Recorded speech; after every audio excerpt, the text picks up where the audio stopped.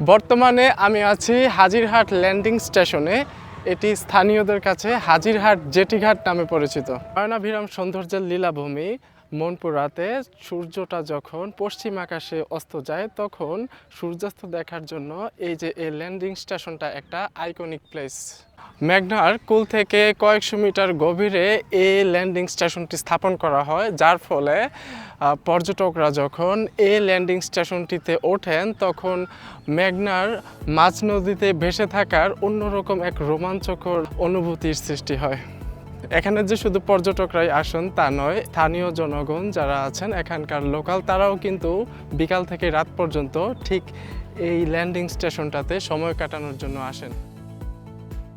সাধারণ মানুষের নৌকায় ওঠা নামা এবং মালামাল লোড আনলোড করার জন্য এই ল্যান্ডিং স্টেশনটি কোটি কোটি টাকা ব্যয়ে তৈরি করা হলেও এই ল্যান্ডিং স্টেশনটির 4টি পিলার মেঘনার করাল স্রোতে বিলীন হয়ে যায়। তারপর থেকেই এই ল্যান্ডিং স্টেশনটি কিন্তু অকার্যকর হিসেবে আছে। তবুও স্থানীয় মানুষ এবং টুরিস্টরা এটিকে শুধুমাত্র বিনোদনের জন্য ব্যবহার করে থাকেন।